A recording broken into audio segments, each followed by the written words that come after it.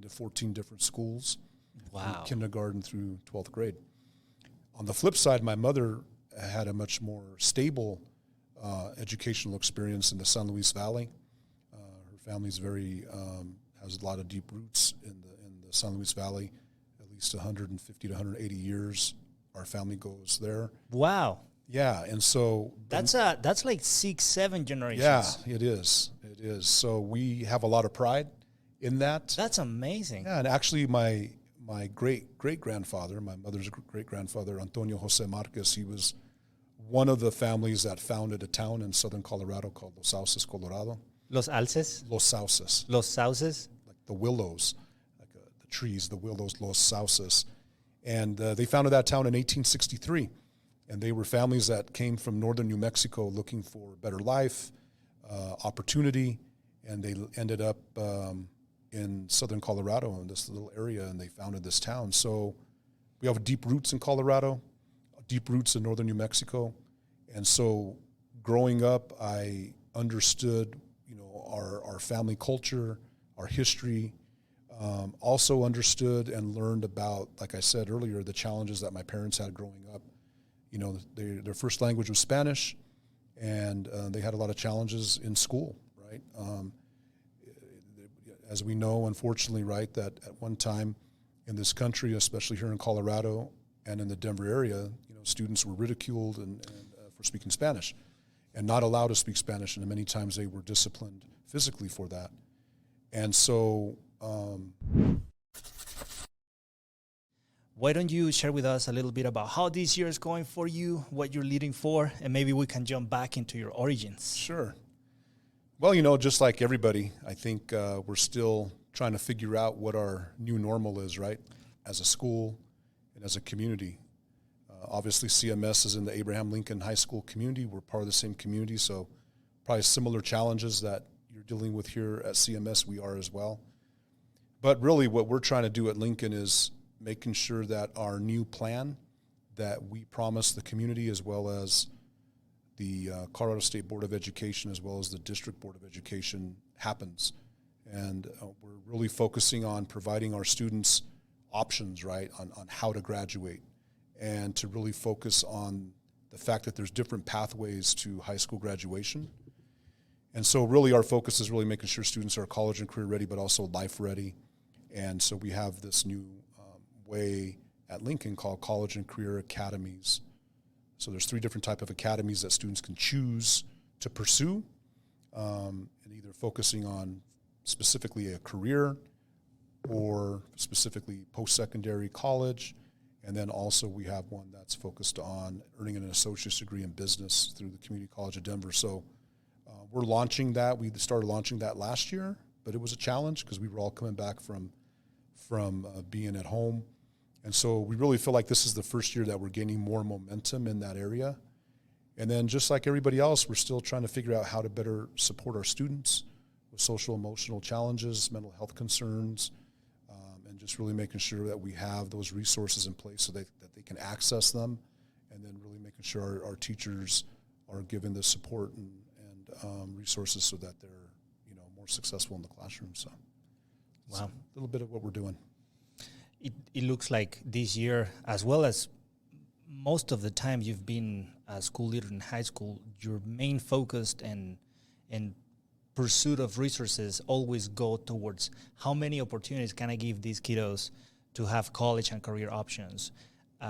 You always make me think of the leader who's always looking for the third way, for thinking outside of the box. What can I provide? What opportunities can I provide these kids so they can just be ready for whatever it is for them? Not only the 4-year college traditional pathway, but also many other opportunities. So it sounds like you're still persisting and going deeper into it. Yeah, we are. Why is that so important to you? Why is it that you're investing your life in giving all these students all these opportunities? Can you make a connection between that passion of yours with your own leadership story? Sure. We know I grew up here in Denver. I was born in Pueblo, Colorado, but lived most of my life here in Denver, here in Southwest Denver specifically. And, I attended Gosman Elementary and then Rishel Middle School and then Abraham Lincoln High School. So the community is personal to me, right? I think also growing up, I had two great role models, my mother and father. And, you know, obviously they shared their journey and their life story with myself and my brother, and just learning from them the challenges and the, you know, the ups and downs of life that they had to go through, right? And in both cases, you know, they grew up very, very poor. My father was a migrant farm worker. His family was from northern New Mexico, so I think he'll say that he attended 14 different schools. Wow. From kindergarten through 12th grade. On the flip side, my mother had a much more stable educational experience in the San Luis Valley. Her family's very has a lot of deep roots in the San Luis Valley. At least 150 to 180 years, our family goes there. Wow. Yeah, and so That's like 6-7 generations. yeah, it is. It is. So we have a lot of pride in that. That's amazing. Yeah, and actually my great-great-grandfather, my mother's great-grandfather, Antonio Jose Marquez, he was one of the families that founded a town in southern Colorado called Los Sauces, Colorado. Los Alces? Los Sauces. Los Sauces? Like the willows, like the trees, the willows, Los Sauces. And they founded that town in 1863. And they were families that came from northern New Mexico looking for a better life, opportunity, and they ended up in southern Colorado in this little area, and they founded this town. So we have deep roots in Colorado, deep roots in northern New Mexico. And so growing up, I understood, you know, our family culture, our history, also understood and learned about, like I said earlier, the challenges that my parents had growing up. You know, their first language was Spanish, and they had a lot of challenges in school, right? As we know, unfortunately, right, that at one time in this country, especially here in Colorado and in the Denver area, you know, students were ridiculed and for speaking Spanish and not allowed to speak Spanish, and many times they were disciplined physically for that. And so my parents, that I think that stuck in their mind for many, many years. And so they would share those stories with myself and my brother. And to kind of go forward, you know, my dad ended up going to college, and he...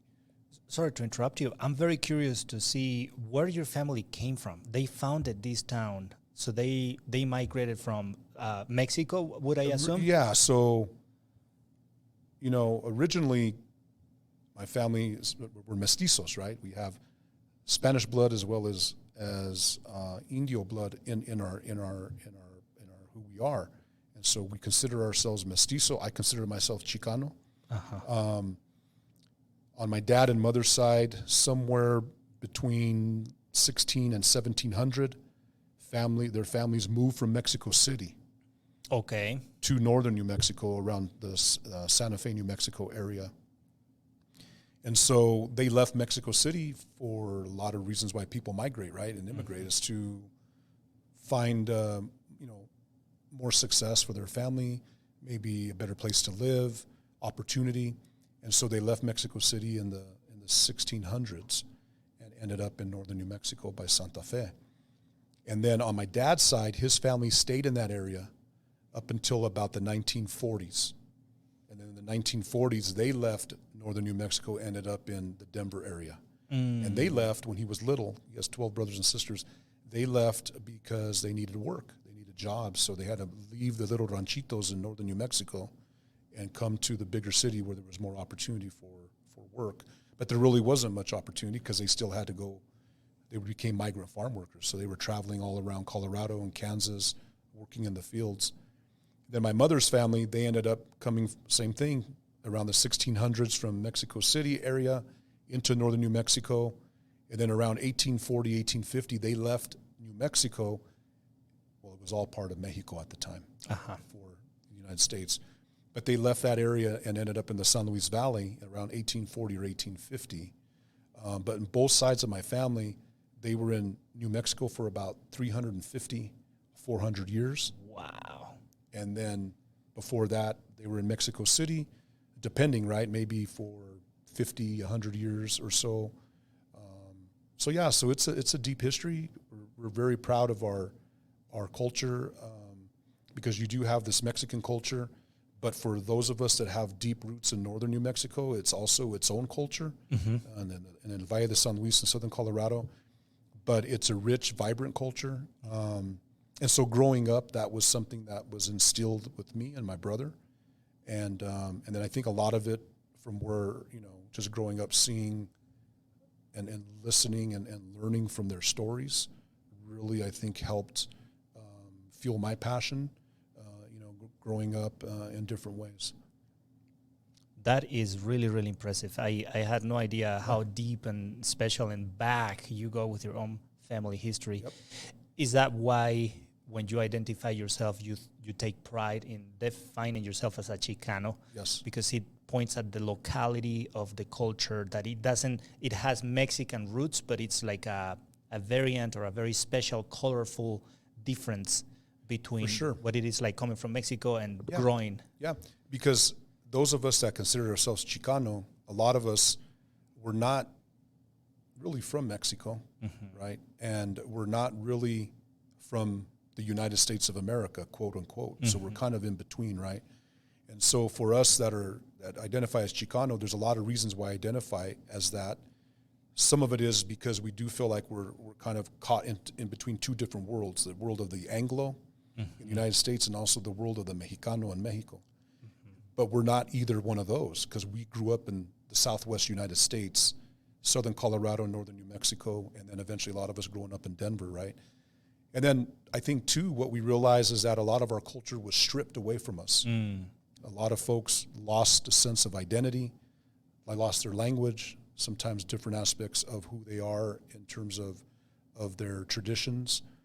But being Chicano, really, I think my definition is really being proud of your indigenous ancestry, knowing that you are mestizo, knowing that you have this rich history that does involve Mexico many centuries ago, and not forgetting that, but also knowing that a new culture evolved over those 400 years. And then I also think it's about, really reclaiming your culture, right, and not forgetting it and making sure that you share that with folks, you share that with your family.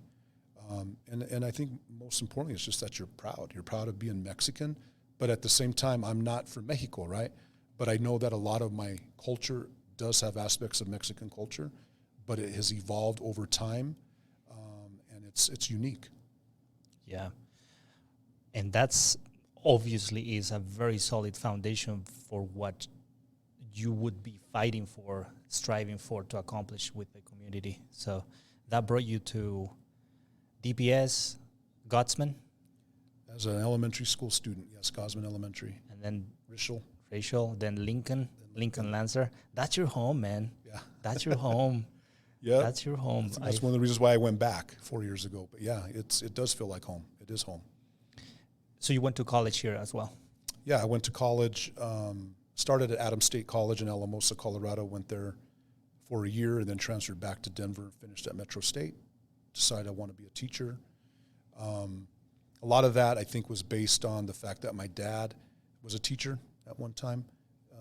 He taught high school, and then he went into higher education.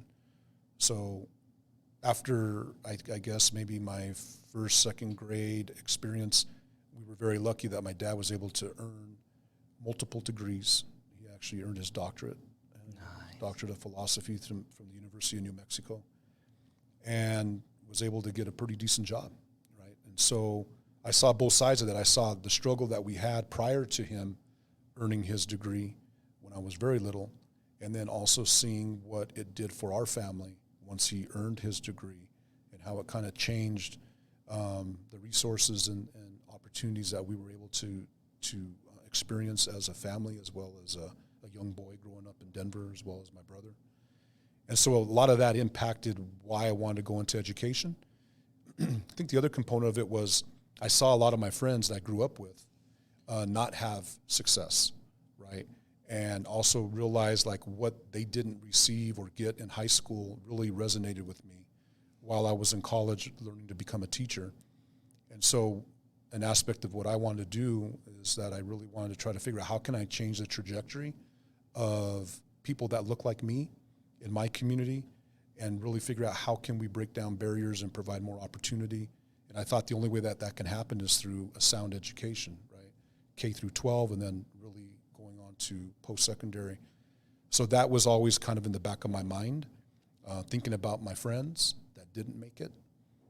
Also remembering the history of my family and the challenges that they had, not just my parents, but obviously their grandparents, great-grandparents, all of our antepasados, our descendants that we had. And then just, you know, I think just having that passion and that fuel to want to give back specifically to folks that live in this community.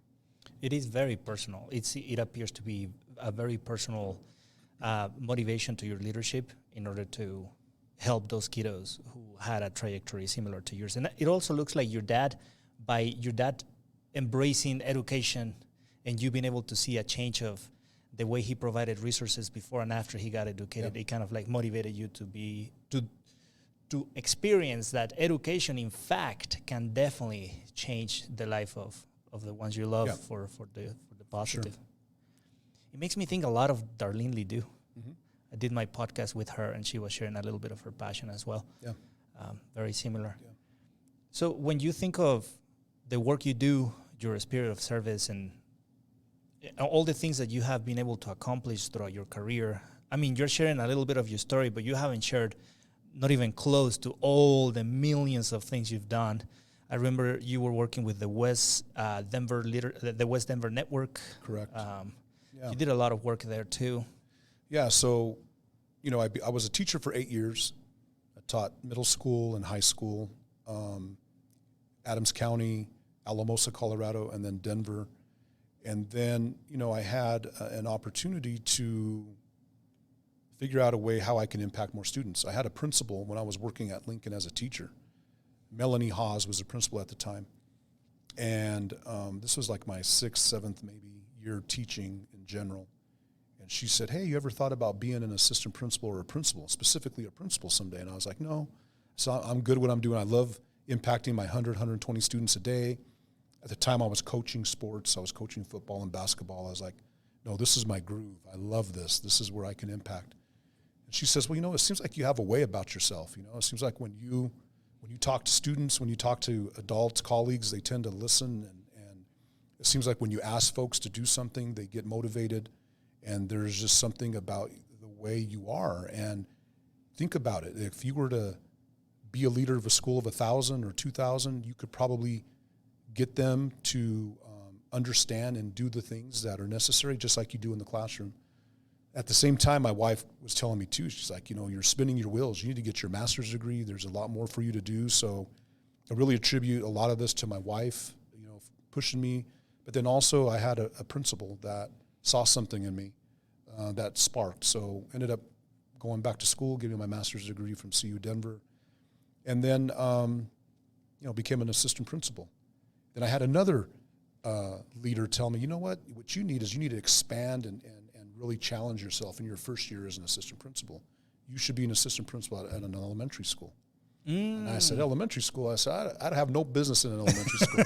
I'm high school or middle school. And so there was an opening at Monroe Elementary. So I applied and got a position there as an assistant principal. And I'll be honest with you, that was probably the best decision I made in my trajectory, right? Because it gave me a different perspective of instruction, gave me a different perspective of what we need to do in the early grades in order to prepare our students. And what it did also is it gave me an idea to see the big picture. I was able to see this trajectory, this alignment that was broken, right? And that's something that stayed in my mind when I was there that first year was that, you know, I'm seeing a lot of students very happy and joyful in elementary school. Obviously, there were some elementary students that were struggling too. But the question I had, though, was what happened then between 5th, 6th grade and all the way to 9th grade? Because then you would see that same student in 9th grade maybe not as happy or not having the success or having the joy of learning. So something was disconnecting there.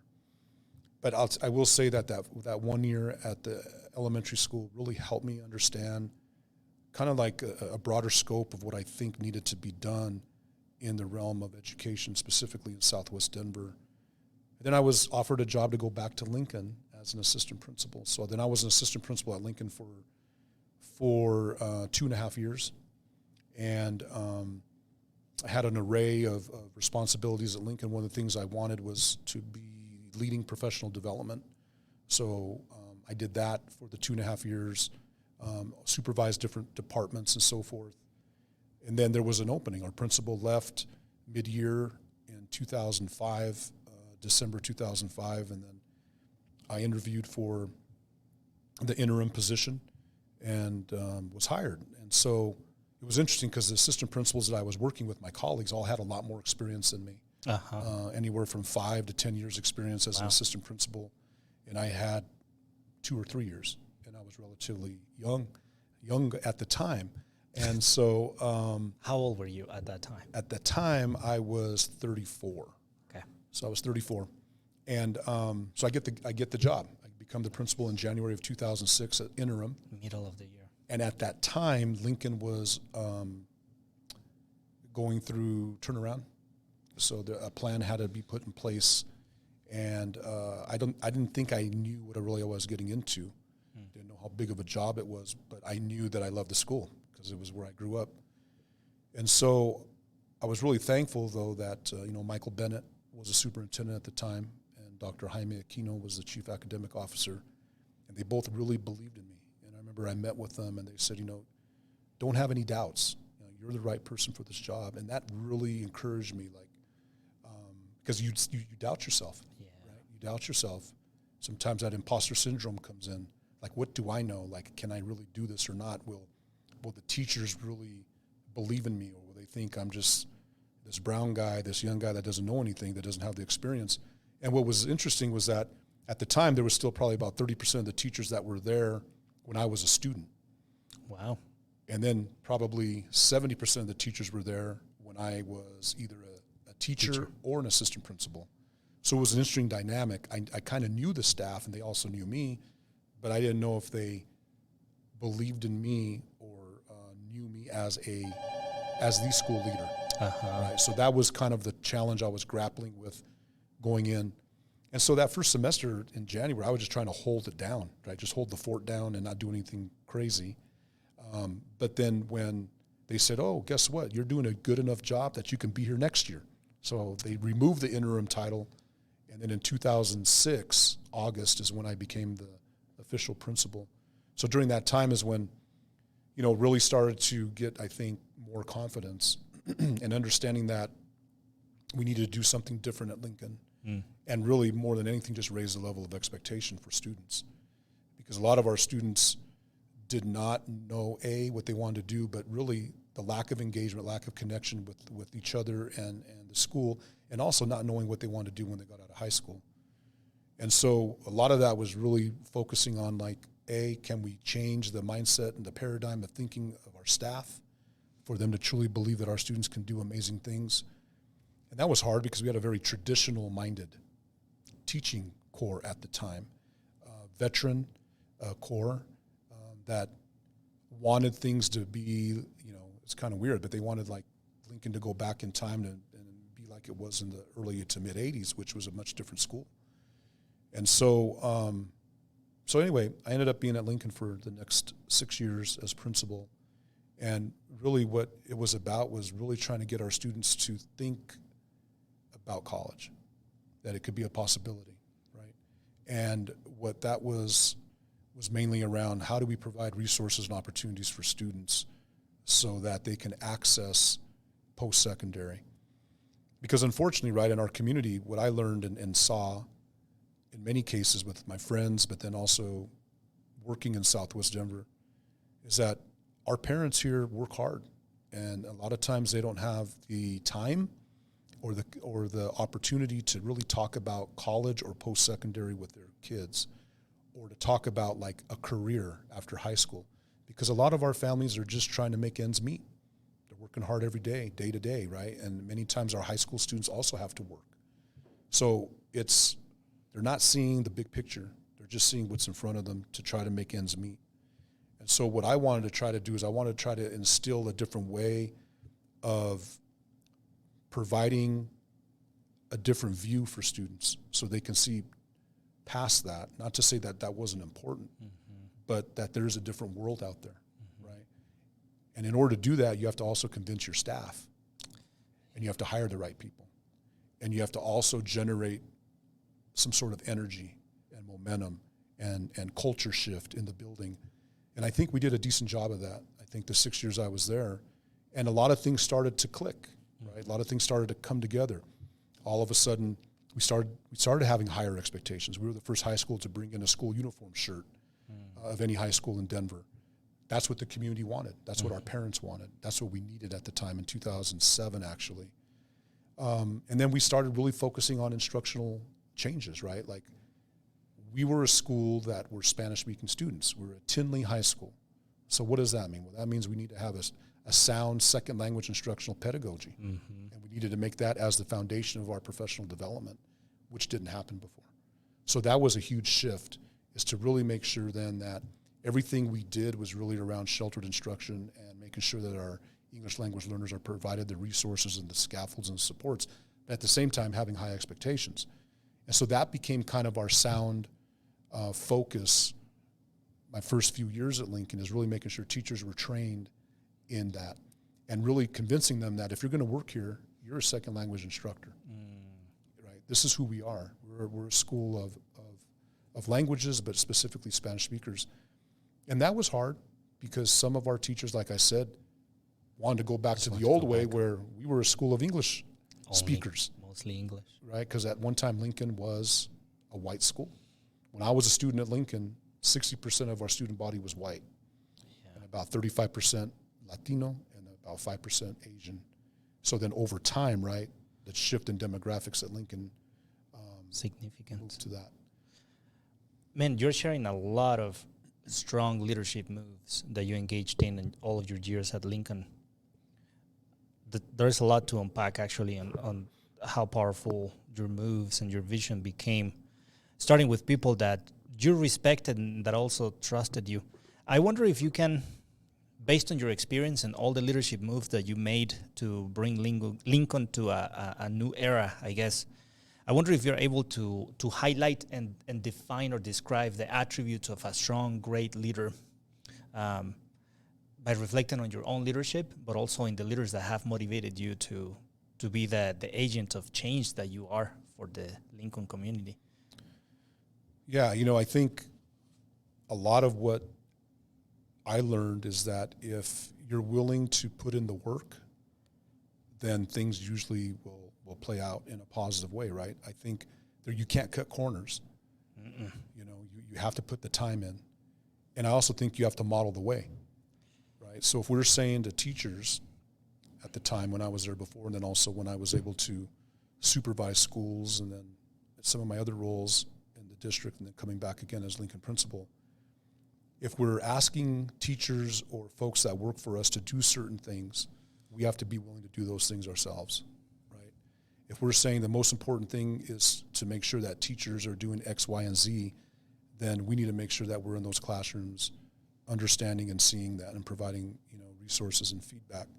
So I think that's part of it is really being visible. I think that is one of my attributes, is that if I'm going to work somewhere, I'm going to be present, and I'm going to really demonstrate that I'm in it to win it. I'm all in, right?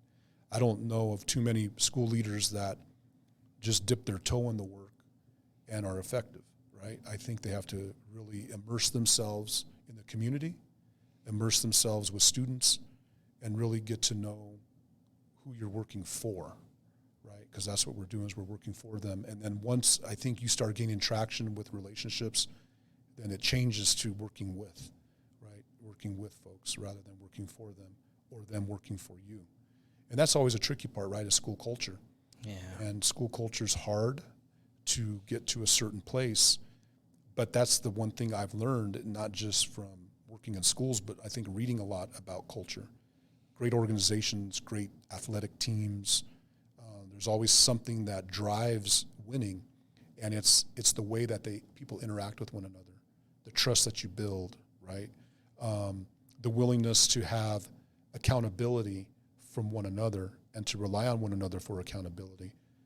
Because, as you know, right, sometimes when we as the school leader or the leader of an organization have to use our authority or our level where we're at to bring down into accountability, that's not always great because folks are like, it's the boss telling me what to do again. But I think what I've learned is that in organizations that I worked with, and in particular the first time when I was at Lincoln, when school culture is tight, but at the same time flexible and fun, that's when things start to happen, because then that also plays with students as well, right? So I think that's huge in terms of what I've learned and have seen. Then also, I think it's around, obviously, equity, right? I think there's a lot of definitions for it, but I think equity for me is really making sure that every opportunity is available for different groups of students. Because in some cases, what we need to provide a certain demographic of students might be different than what we need to provide a different demographic of students. I think in the old days, right, it was all about equality.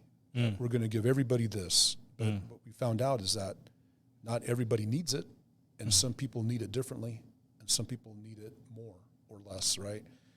And so I think that's something that I've learned and I continue to learn about, because here at Lincoln, specifically the last couple of years, we've had an increase in the number of our Black and African American students. And I applaud the district for having a focus around Black equity and Black excellence, specifically around the expectation that every school has to have a plan. And, that really wasn't on my mind when I was a school leader the first time. Partly, we didn't have very many African American or Black students, but they were there, right? And I think back then, one of the things that I was doing, and I think our leadership team was doing, was that we were prescribing what we thought everybody really needed, and we weren't being mindful of what different groups needed. And so I think over time that has shifted, which is great. And so now we're very mindful at Abraham Lincoln High School to really make sure that we're seeing every Black student at Lincoln as an individual, more importantly by their name, and then really making sure that we're listening more to what they want and what they need, and then providing that, right? And so I feel really happy that, Lincoln has kind of become more diverse, right? We're still 90% Latino, Latina, Latinx, with 70% of our students identify Spanish as their first language. But we 70%. But we still have, but we have a growing number of our Black and African American, as well as our Afro Latinx students. And so that just builds a great culture and diversity. But then getting back again to this idea of what I was trying to do at Lincoln the first time and trying to do and do better now is, I really believe that the way that you change the trajectory of poverty is through education, specifically post-secondary. Amen. In particular, training and certificates and or college degrees, right? I mean, I think today the economy has changed a lot where maybe you don't necessarily need a 4-year college degree to have a great career and to make good money. But what I do know is that if it's not going to be a 4-year degree, then it should be a 2-year college degree. If it's not going to be that, it's got to be some sort of training or industry certificate that you earn, right, above and beyond high school. The other thing I learned is that if we can provide that while they're in high school, right, then that, saves them tons of money, and then it also, I think, raises the level of expectation in your school. And that's what brings me back to the alignment piece when I was an assistant principal at an elementary school. What I started to see then as a leader of secondary schools, in particular high schools, is that there was a disconnect between high school, middle school, and elementary school, in particular in Southwest Denver. And so one of the things that we did when I was principal the first time was create a collaborative approach to really make sure that we're creating alignment opportunities for leaders, as well as teachers and parents and community members, to get a better understanding of really what is the goal of our system, right? Is it just to get them through? or not. And we did a really good job of getting some resources and some grants to come together and say, hey, really what it's about is we need to change the trajectory of poverty in Southwest Denver, and the way that we do that is through post-secondary education. And I think once elementary principals, middle school principals, high school principals, their teachers, parents, community come to a realization that that is what needs to be a priority, then that starts to shift your resources and the way you do business and work. But that's a sea change. I mean, that's sometimes a whole a movement that you have to try to create. And I think the tough part now for me as a leader is convincing folks that this is the way we need to go, knowing that not every single student is going to go to college. Not every single family believes college is that important. But I think if we don't talk about it consistently, and we don't have as the highest level of expectation, at least in a high school, 4-year college, then we're going to revert back to what my parents experienced, in the 1940s and the 1950s. And this is 2022, right? And unfortunately, we're still having these same conversations in some cases. But I think in my journey from, being a teacher up till now, there's this through line. The through line is post-secondary training, college degree, certificates. That has to still be what we do. But I would say if we don't also provide our students with job training skills, apprenticeships, job shadowing, internships, and really making sure that we're giving them more choice and voice around what they like to do, then we're going to shortchange them. And I think that's what I learned from being principal the first time to being principal now, is that now we really brought more of the career awareness into what we're offering at Lincoln. And we have some really great partnerships with different industries where students can get these experiences and be more exposed to what they need to do to be successful in a career. We were, I think, so heavily focused on college when I was at Lincoln the first time, which was good, but we weren't dabbling in the career aspect of it now. But I think because of the economy and just where things are at, and really where students are at and their families, we're trying to bridge that gap more. So when we're saying we want to provide students all the resources they can be successful in college, career, and life, the college and the career piece, if those things are happening at the same time, then they're going to have a successful life. And then hopefully that, that just continues and, start breaking down those road barriers and specific to poverty. Yeah, I agree, man. I also, going back to your point of the experience you had at Monroe Elementary as an elementary AP, I feel very privileged with all the opportunities I personally have had, being a high school teacher for 4 years at Lincoln, then moving to elementary. I was at Ritchie at Augusta Elementary with Jamie Roybal. Shout out to Jamie, by the way. We did an awesome podcast a couple of weeks ago. Nice. Love that lady. She taught me a lot of best practices around instructional expertise and even community. And then moving back to middle school, went to Grand Ranch, and then moved back to high school, was an AP in charge of the instructional vision at Kennedy for 1 year. Next year, I became an athletic director. So this trajectory has been crazy every year. And then after that, I have the opportunity to serve this elementary bilingual community. And being able to have that trajectory from ECE all the way to college classes, which is pretty much what AP courses are, gave me also an insight about that thread that connects the kids. And the noticings are very similar as well. Like at some point in their growth and development, kids typically tend to lose that joy for learning and that curiosity and that spirit of, I want to know, I want to explore, which is that communion you make when you explore your careers. Basically, when you choose what you want to become, is because you're interested. Like there is something in you that you want to explore more. So I agree 100% with the idea and your vision around, in order to eliminate the trends in poverty, we need to provide our kids with college and career opportunities. And I would add that with those opportunities also comes the mindset of character, grit, and all the other elements that you need in order to succeed in an environment that is demanding things out of you as a professional worker, whether you have a college degree or a technical degree or whatever it is. Exactly.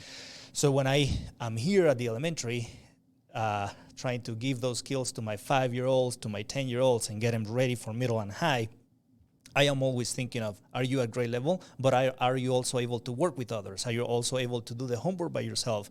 What are your motivations to get the rewards of a good grade? What is your work ethic? Like, all the things that you were describing as the attributes of a great leader are unconsciously the things that I still want to work on my kids. These are the skill sets that you need in order to succeed academically, and these are also the character development skills that you need in order to be able to stick through it all the way through. So I love that. I'm also curious to hear from you if you make any connections between what equity is and Black excellence, if those are two terms that are similar or exclusive of each other, or how do you harmonize both visions in a school like Lincoln where you have both communities? Yeah. Well, like I mentioned, right, I think when you have a diverse population like we do at Lincoln, equity means providing resources and supports and opportunities, and also eliminating any kind of barrier for a specific group and being conscious of that, right? And really making sure that we understand that we're just not a minority school, because I think that's what things used to be like in the old days, right? We're a school of minority students and English learners. Well, or Spanish speakers and English learners.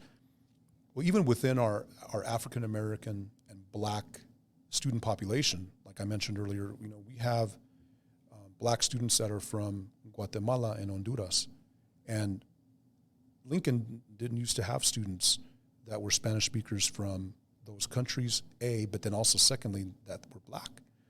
And so we really need to make sure that we're mindful, knowing that even within our Black population, there's differences in culture, right? Because we do have students from Africa that are also Muslim. We also have African American students that have been living in Denver, multi-generational with their families. But then we also have Spanish-speaking Black students from Honduras and Guatemala. And so with that, then that means that me as a leader and my team, we then have to be much smarter and much more open-minded to say then, okay, what do we need to shift and do differently to make sure that we just don't lump sum, this is what Black students need, knowing that there is such a different need within the Black community, specifically in our school, right? And also providing them the opportunity to learn from one another, right? Because in some cases, they're Black, so our students from Honduras might not feel very comfortable speaking with a lot of our kids that are from Mexico because they look different from them. Mm-hmm. But they might feel more comfortable with our African American students and some of our students from Africa because they look the same, because they're Black. But then there becomes a challenge there because then there's a language gap, right? And a culture gap. And culture. Mm-hmm. So that is, I think, the challenge for us at Lincoln, specifically with our Black students, is how do we bridge those cultural gaps within the Black community, but then also making sure that their voices are heard and seen on a daily basis, and that we do something about it, that we're proactive, right? And really making sure that our teachers understand that, right? Because what we don't want is, if I'm a teacher and I have, 7 Black students in my classroom, and I don't understand that 2 of them come from a Spanish-speaking country, 2 of them are from Africa, and 3, that we really got to make sure that we get deeper in understanding where our students are at. And I think it's the responsibility of a leadership team to make sure our teachers understand the backgrounds and the data of our students, right? That we just can't assume certain things. So I think that's what we're trying to get away from Lincoln, is the assumption. And rather than assuming, that we proactively engage and dive deeper into understanding who our students are and what we can do to provide them what they need. I think also around that is being mindful of who we hire, right? Because now that we have a growing number of Black students at Lincoln, it's my responsibility to hire staff that look like them, right? And 3 years ago, we didn't have any Black employees. No. None. Wow. Right? And right now, we hired another person, so we're going to have, I believe, 5 Black employees on our staff. That's still not enough, right? But from 0 to 5 in 2 years is okay. Thank you. It's the right way that we're moving. So I know that my folks on my team, my assistant principals, and also my personnel committee, we are all in agreement, and we are very mindful on the same page around we need to hire folks that look like our students. And so we continue to go towards that. But I also think that when we're looking at our school in general in terms of equity, there's still gaps that we have in our own school, right? In particular for students that are doing things at a high level and students that are not. We still have gaps with our special needs students. We still have gaps with some of our students that are free reduced lunch as opposed to those that are not. And when you're a school like Lincoln where you're predominantly Latino or Latina, then that's when you have to be really smart about digging deep into the data, because sometimes we'll just just say, okay, well, this is where our 9th grade students are at that are Latino. But we also have to be very mindful of, where are we at with our boys and our girls, because that's also a gap that we're seeing. Mm-hmm. In high school, I'm not sure where it's at with elementary, but we're seeing a lot of a difference in the disparity of achievement as well as behavior between boys and girls, not just necessarily in general, but also within groups.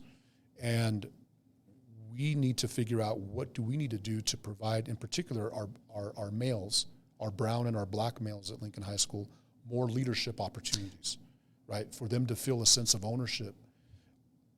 We also have to do that for our females, but our girls tend to want to be leaders more, and they're given more opportunity. Mm-hmm. And sometimes that's just by chance or by system. And we've got to not allow that to happen. We've got to be more forceful in making sure that we're navigating it so that there's truly an opportunity for all students, in particular our black and brown males, to have more options and more, I think, just experiences for them to be more successful. And so I would say that, it continues to be a journey for us. We're not anywhere where we need to be as it relates to equity, as it relates to really making sure that, our different groups, our needs are being met. But again, it goes back to like opportunity, right? Like we don't provide the opportunity and resources and show students how to navigate those. Mm-hmm. Right? Getting back to what you were saying about the skills that you're seeing that you want to develop in kids, especially elementary. But like one of them is advocacy. Self-advocacy is really something that we don't see at the high school level. And the more that we can provide those skills and again, create some sort of alignment, because to be frank, like DPS has not done a good job of creating alignment opportunities for elementary, middle, and high school. Oh, no. There's none. Not at right? all. There's none. Not at all. And so if like you were saying, like you want to develop an opportunity for your elementary, your 8 and 10-year-olds to be able to work with one another as a team to complete a project. Mm-hmm. If that becomes a through line in first, second, third, so then by the time they get to middle school, it's easy. They want to work in teams. And then when they get to high school, it's not like pulling teeth for them to work with one another, right? Because we're still challenged with our students working and interacting with one another, engaging with one another, sharing their work. But we also know that if that's not a priority systematically, it's not going to happen. It's not going to happen. And that's the other thing I learned in high school is like, we can't prepare kids for college, right, in 4 years. No. It can't happen. No, sir. It takes 12 to 14 It's years. a life journey. It's a life journey. It's a life journey. Do you mind if I stop? I need to get some water, and I have a LaCroix too. Do you want LaCroix or water? LaCroix will work. Thank you. I have lemon and peach. I'll take the lemon. Thank you. Oh, man, I'm so glad you touched on that point because we'll cut this piece too. But I was going to share that it is impossible. You attributing the success of a kid as measured by their success going to college, you cannot attribute that to a 4-year experience in high school when they've been 16 years in the system. Exactly.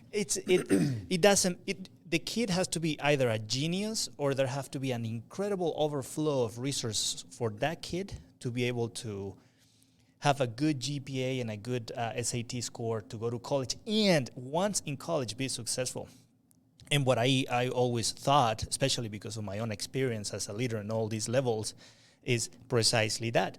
What kind of behaviors do we want to backwards plan from a 25-year-old all the way to a 5-year-old? So we know that when this 5-year-old is 25, can have maybe a different perseverance, different academic proficiency, maybe a different social emotional intelligence. Sure. So that idea of developing alignment and creating partnerships and aligning our community, especially in the Southwest, actually you said it before I said it, our parents are the same. The grandma that brings their kid here have their daughter in your school. Yeah. And how can we bring that alignment to develop the academic skills and also the character skills of those kids so they can truly have a shot? Not only a shot, but also a different life. Yep. So how do we do that? Well, when I left Lincoln the first time in 2011, because of some of the successes we had, because we had great teachers like you there, that always helps, right? Talent always helps. I was asked to try to replicate some of the things we were doing at Lincoln to other schools. So it was amazing. They gave me the opportunity to create a new network of schools that hadn't existed. So we created the West Denver Network. And it was mostly a group of schools that were turnaround schools in West Denver. And it stretched all the way from Tre Vista and North High School all the way down to Koonsmiller. And so CMS was one of the schools that was in the network that I was leading. And we had 15 schools. We had elementary, middle, high. We had engagement centers. So we had all the different levels. And I did that for 5 years, and it was a great experience. And again, what it did is it reinforced the fact that there are these gaps in trajectory, gaps in alignment, right? And it's also, I think, a gap in accountability. I remember I went to a conference in California, and I believe it was Fresno Unified School District. The superintendent or assistant superintendent was presenting, and it was all about like an equity-based accountability system needs to be created, right, in America, in American schools. And so we broke out into these groups, and the group that I was in was really, really a diverse group because we had folks from rural communities, urban. We had different demographics in the group, some with just like 1 year experience as a principal, some with more. And one of the things that we were talking about was, wouldn't it be awesome for, when we're talking about accountability, that it becomes an aligned accountability? So let's just take this for example. What if CMS, Kepner Beacon, I mean, I'm not sure exactly, which school you feed into more, but let's say it's Kepner, and Lincoln. If the three schools were all held accountable for the same accountability, right? So the performance in first grade also is going to affect the performance for me as a school principal at Lincoln High School. So if all of a sudden they started to clump or cluster schools by system, by feeder, by articulation, and then flip the accountability system to say, okay, these 5 schools are going to be held accountable together. That really changes the way we're going to do our work now. Now it's going to force me as a principal to talk to you more. Mm-hmm. It's going to force our teachers to communicate more. It's going to force our community to come together and parents to understand what's happening, right? So that was an interesting conversation we had that day. And I always wondered about that, right? Because right now we're held accountable individually as a school on our performance, which is good. And I know the district's held accountable as a whole. But if you were to start to take these alignment of feeder systems, so you take schools in Southwest Denver that feed Lincoln High School, maybe it's 5, maybe it's 8 schools, and you say, okay, now we're going to change the accountability, and you all now have to work together, and you're going to get 1 score, right? All 5 schools. Yeah, rather than individualized. And I think that's part of it too, is because we get so siloed, right, in the work that we get busy, that I don't think about what's going on at CMS all the time, and you don't think about what's happening at Lincoln all the time. But I think the way that we're looking at accountability and also structures in terms of professional learning need to really shift differently, right? And we were doing some of that when I was at Lincoln before, and we were doing something called the Lincoln Collaborative. Mm-hmm. We had Godsman Elementary, we had CMS, we had Kepner and Lincoln, and we came together and did some things for 5 years. But when I left Lincoln and led the West Denver Network, it just, again, reinforced this idea that there has to be a better way of communities that are like communities communicating with one another that needs to be facilitated either A, by the district, or possibly by school leaders or folks that have the opportunity to do that. That was fun, but I started kind of getting a little bit burned out when I was doing the West Denver Network. However, what I did think I wanted to do at the time is I thought I wanted to become a superintendent. So I joined a superintendent leadership academy, ALAS, and was in that for a year. Actually was in it with some of our DPS, our ex-DPS friends, Susana Cordova, Ivan Duran, and myself, and a few others.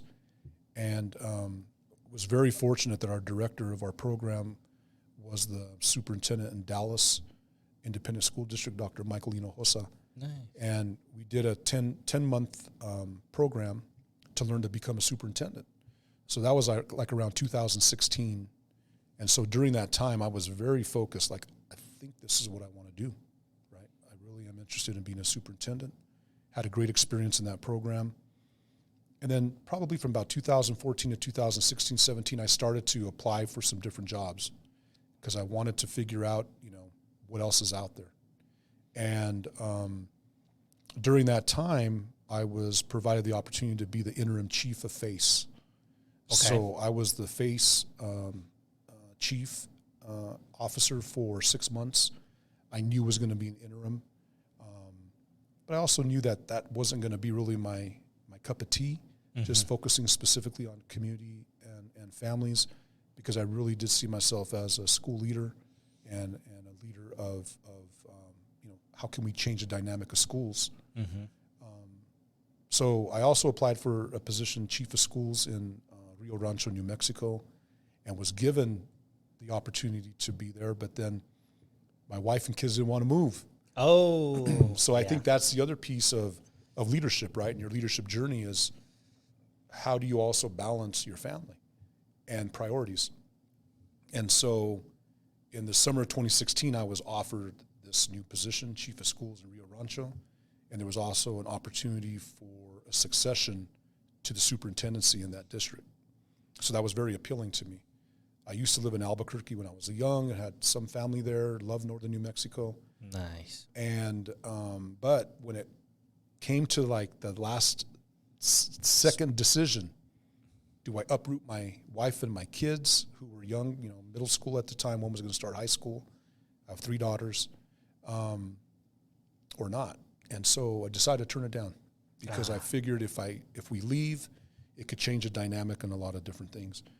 So I turned that position down, and then so I'm like, okay, what am I going to do now? I'm still here in Denver Public Schools. So I kind of shifted gears and then got into the college and career readiness area of the district and became the executive director of early colleges.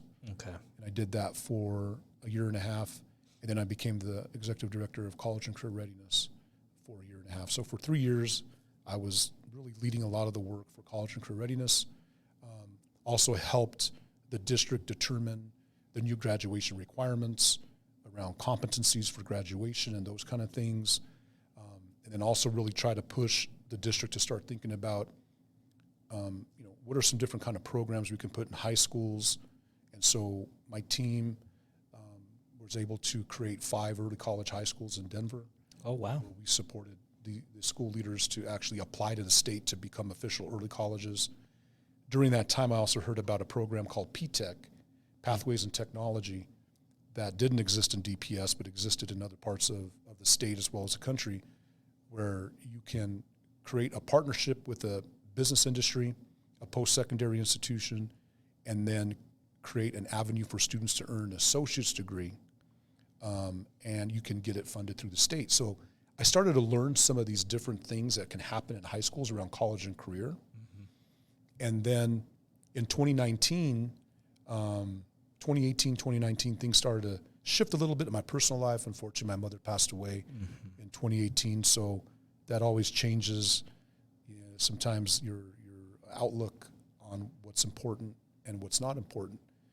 So around that time, I decided I'm not really that excited to be a superintendent anymore, right? I had dabbled in it, had some leadership experience, and then also I was realizing that I was getting a little burned out with district leadership at the time. Okay, and to be quite honest with you, the 8 years that I was gone from Lincoln from 2011 to 2019, I had been asked at least 3 times if I'd come back to Lincoln as principal. Heck yeah. And every time I turned it down because I thought I was in a different trajectory. I wanted to do some different things. Being a principal is in the rearview mirror. Didn't want to go back to it.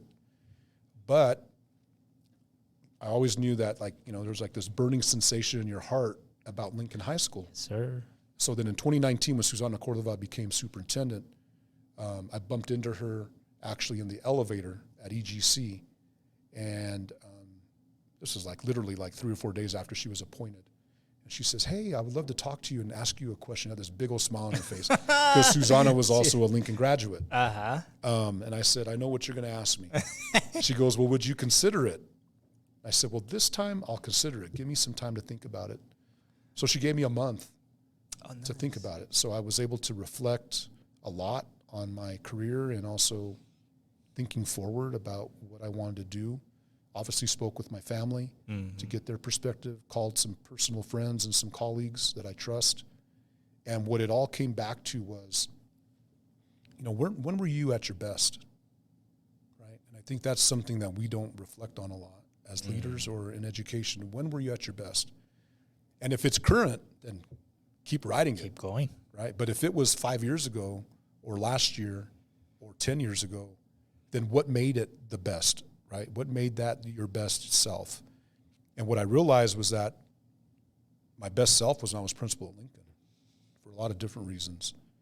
And so then I called Susana back and said, "I'll do it." You know, so this is my 4th year back at Lincoln, and it's 10 times harder than it was when I was there the first time, for a lot of different reasons, right? One of them obviously is the pandemic and everything that we're dealing with since then.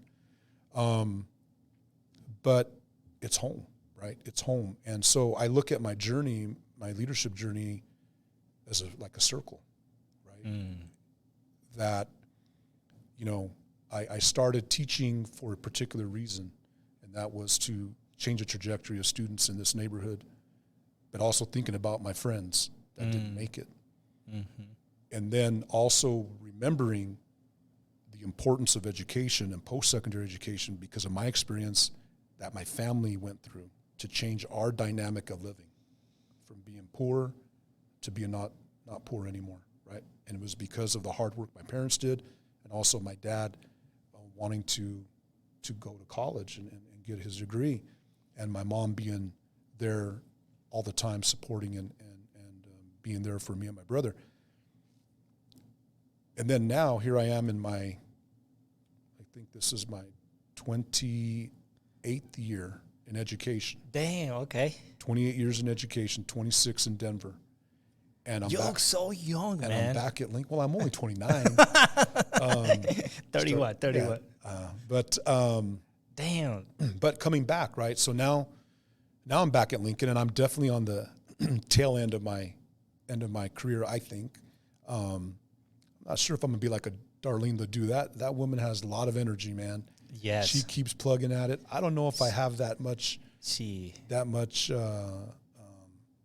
I don't know. She's truly somebody to behold, and she's just a great leader. But she just has so much energy, so much energy, and the willingness to continue to do the work. I don't know if playing golf sounds pretty good to me some days, a little bit, and traveling and those kind of things. Yeah. So I don't know, but I think probably I'll end my career at Lincoln High School. You think? That's kind of my thought. Not sure when that'll be. I mean, I still have a few years down the road to go. Totally. But it is full circle. I'm back to where literally I started, and it feels good. Like I said, it feels like home. That's amazing, man. And thank you so much for sharing also the life experience, the life-changing experience of losing your mom. I lost mine in February. Oh, I'm sorry to hear that. To cancer. And it was when you see somebody you love lose their lives in any way, it just feels so unfair. And it definitely touches you and realigns your perspective and your priorities in life. Exactly. With my 2 sons and my wife and going through that death, I was like, this is exactly what life is about. Just loving the ones you have around you and making sure that those memories count. Because I didn't build memories with my mom. I grew up in foster care. She was a teen mom. Okay. But I stayed in touch with her my whole life. And I always dreamed of building memories with her and never was able to. She came to the U.S. I was able to get her a green card, and she was with us for 6 weeks. Wow. She was on the last stages of her cancer. We did not know. We knew she had cancer like 5 years before she came here. But when she came, I thought she was on the path to living a few more years with us. So it definitely realigns your priorities and perspective in life. And I also think that you not being able to leave DPS, I think is a win for us who stayed here. And you going back to Lincoln and staying there is also a win for that community. I appreciate that. I think, I don't know if you believe in God or not, but I think sometimes those paths just happen for you in ways that you didn't know that's exactly what you were meant to do.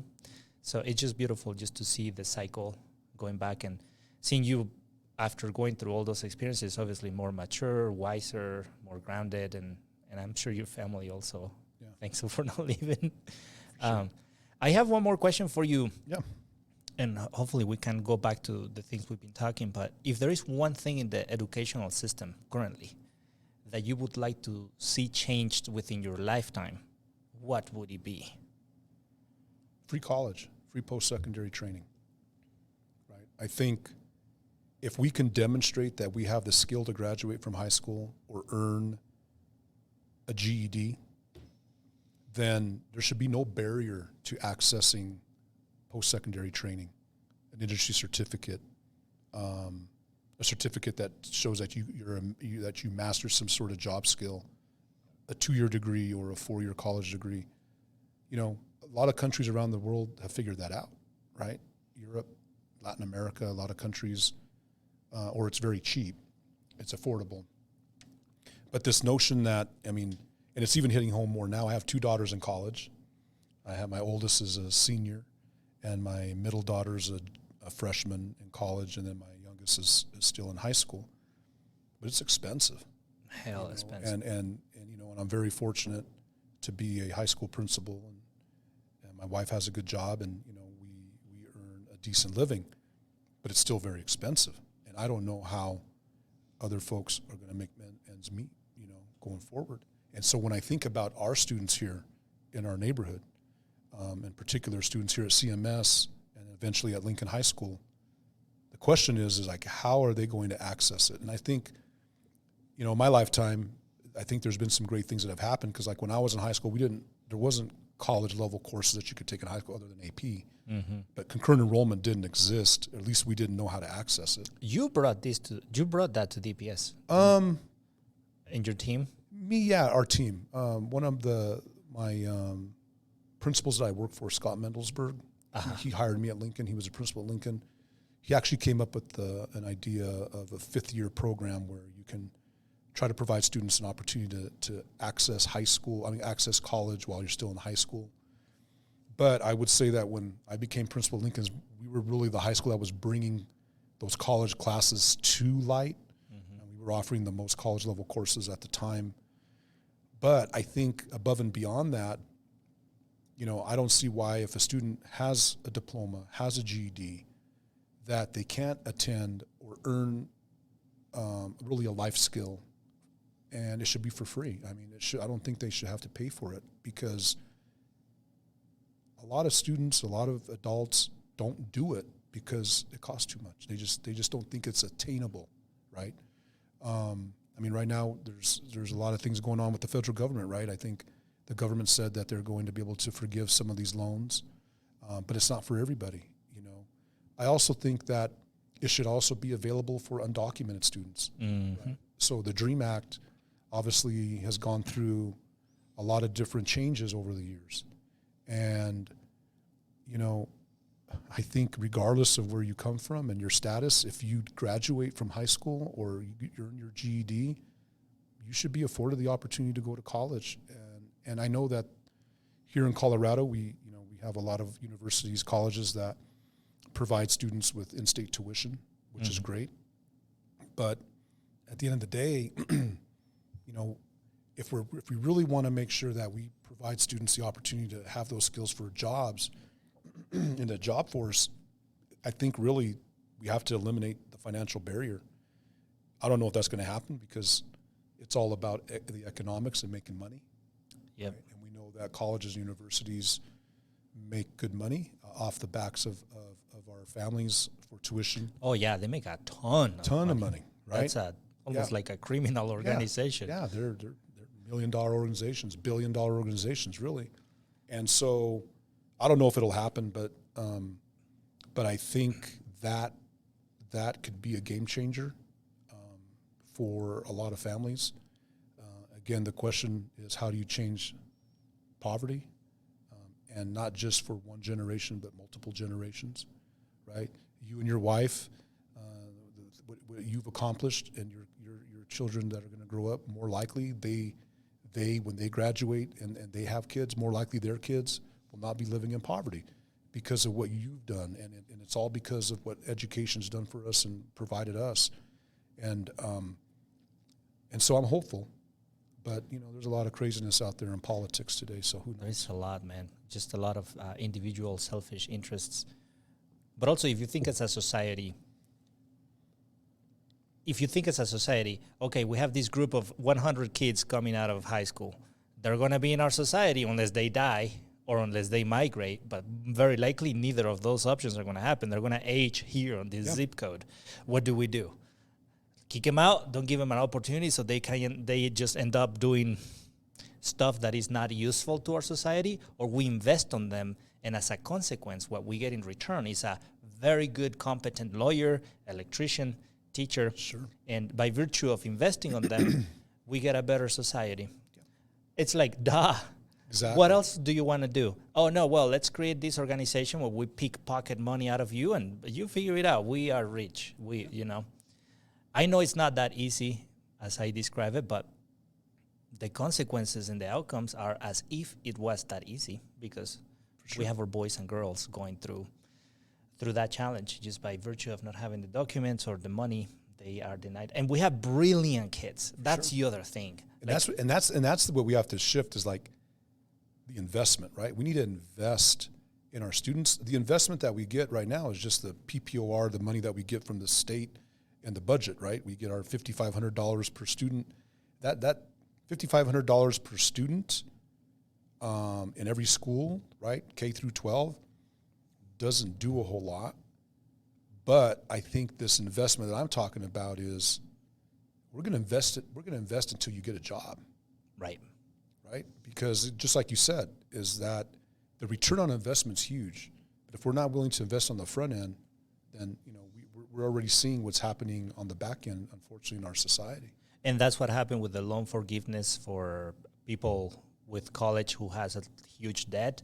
You're forgiving the debt on this person, but that isn't reaching the university. Because the person, I mean, the university is getting They still got the money. Oh, yeah, and they're happy. They're like, oh, yeah, forget everybody. Pay everything. Yeah. Give me the money, government.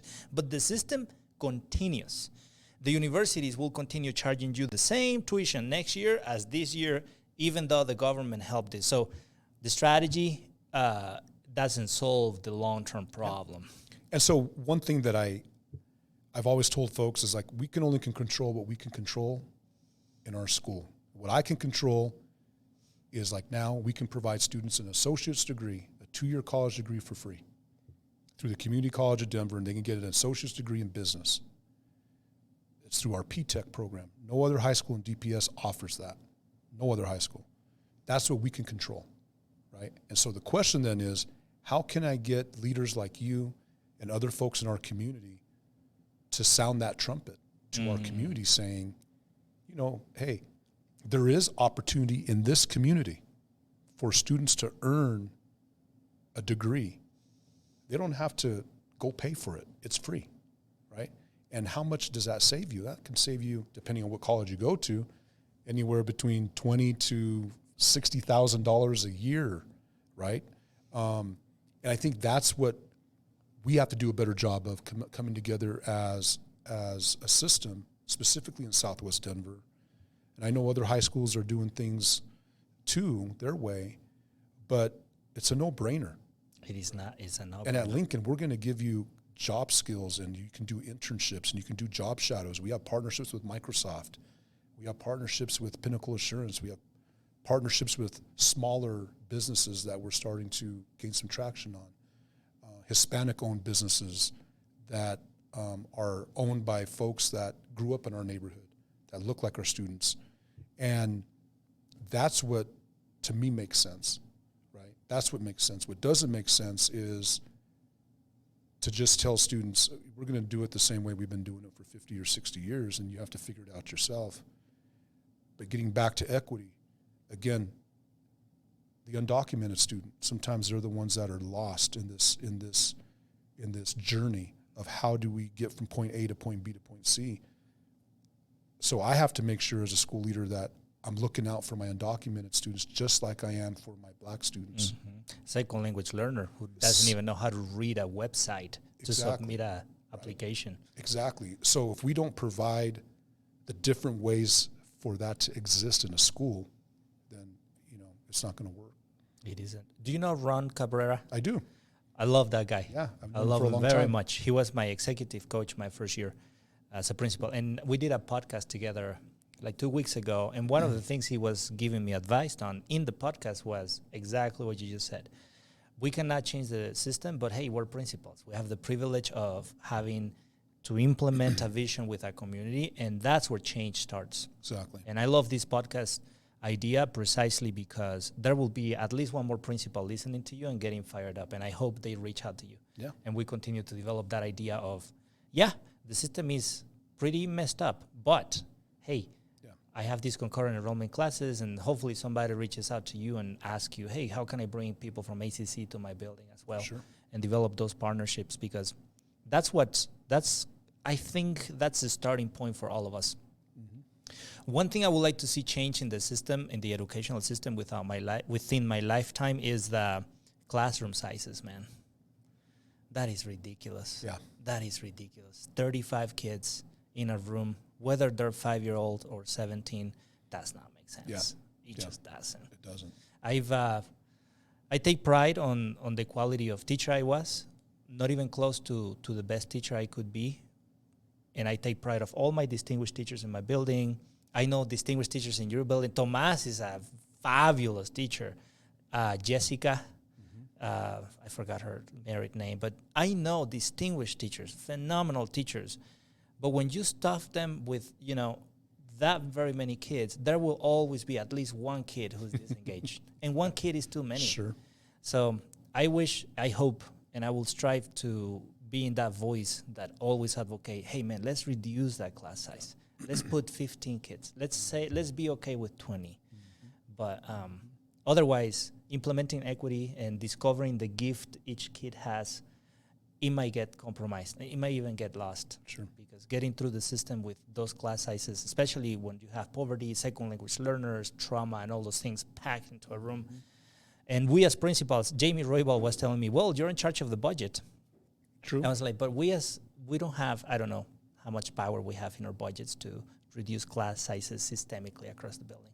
Yeah, it's hard. I mean, I think at least at the high school level, what you want to try to do is to say we're going to have more 9th grade teachers, right? If we can look at our master schedule and have more 9th grade teachers, then that's how we can reduce the class sizes in 9th grade. So like I would rather have my English 9th grade teacher have 25 students and my 12th grade English teacher have 35.